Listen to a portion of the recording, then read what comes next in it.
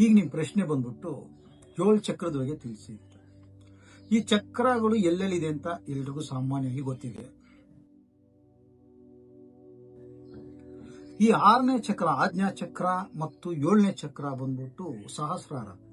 ಇದು ಯಾವಾಗಲೂ ಪಾಸಿಟಿವ್ನೇ. ಮಿಕ್ಕಿದಲ್ಲಿ positive negative ಎರಡು ಇರುತ್ತೆ.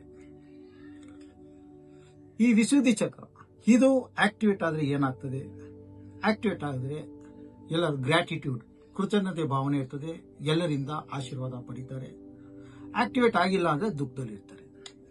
ಈ ಅನಾಥ ಚಕ್ರ ಇದು ಆಕ್ಟಿವೇಟ್ ಆದ್ರೆ ಏನಾಗುತ್ತೆ? ಎಲ್ರೂ ಸಹೋದರ ದೃಷ್ಟಿಯಿಂದ ನೋಡ್ತಾರೆ, ಎಲ್ರೂ ಪ್ರೀತಿ ಮಾಡ್ತಾರೆ. ಇದು ಆಕ್ಟಿವೇಟ್ ಆಗಿಲ್ಲ ಅಂದ್ರೆ ಏನಾಗ್ತದೆ ಅಂದ್ರೆ ಅವರಲ್ಲಿ ಬಂದ್ಬಿಟ್ಟು ಜಾತಿ ಭೇದ ಇರ್ತದೆ. ಆಮೇಲೆ ಎಲ್ಲರನ್ನು ದ್ವೇಷ ಹೇಟ್ ಮಾಡುವಂತಹ ಮನೋಭಾವನೆ ಇರ್ತದೆ.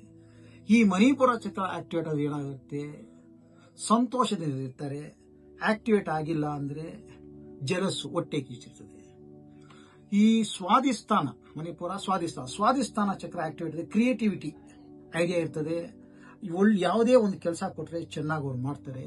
ಅದು ಆಕ್ಟಿವೇಟ್ ಆಗಿಲ್ಲ ಅಂದ್ರೆ ಏನಾಗ್ತದೆ ಅಂದ್ರೆ ಅಟ್ಯಾಚ್ಮೆಂಟು, ಜೀವರಾಶಿಗಳ ಅಟ್ಯಾಚ್ಮೆಂಟು, ಈ ವಸ್ತುಗಳಲ್ಲಿ ಅಟ್ಯಾಚ್ಮೆಂಟ್ ಇರ್ತದೆ. ಅದೇ ಬಂದ್ಬಿಟ್ಟು ಫಸ್ಟ್ದು ಮೂಲಾಧಾರ ಚಕ್ರ ಆಕ್ಟಿವೇಟ್ ಆದ್ರೆ ಏನಾಗುತ್ತೆ? ಎಂತೋಸಿಯಾಸಮ್, ಉತ್ಸಾಹ ಇರ್ತದೆ. ಅದು ಆಕ್ಟಿವೇಟ್ ಆಗಿಲ್ಲ ಅಂದ್ರೆ ಡಲ್ನೆಸ್ ಇರ್ತದೆ. ಈ 5 ಚಕ್ರಗಳು ಆಕ್ಟಿವೇಟ್ ಆಗಿದ್ರೆ ಏನಾಗುತ್ತದೆ? ಆಜ್ಞಾ ಚಕ್ರದಲ್ಲಿ ಅರಿವು ಮತ್ತು ಜ್ಞಾನ ಪ್ರಾಪ್ತಿಯಾಗಿ ಆತ್ಮದರ್ಶನ ಆಗ್ತದೆ. ಅದೇ ಆಕ್ಟಿವೇಟ್ ಆಗಿಲ್ಲ ಅಂದ್ರೆ ಅರಿಷ್ಟ ವರ್ಗಗಳಾದ ಕಾಮ, ಕ್ರೋಧ, ಲೋಭ, ಮೋಹ, ಮದ ಮಾಸ್ತರ್ಯಗಳು ಉತ್ಪತ್ತಿ ಆಗ್ತದೆ.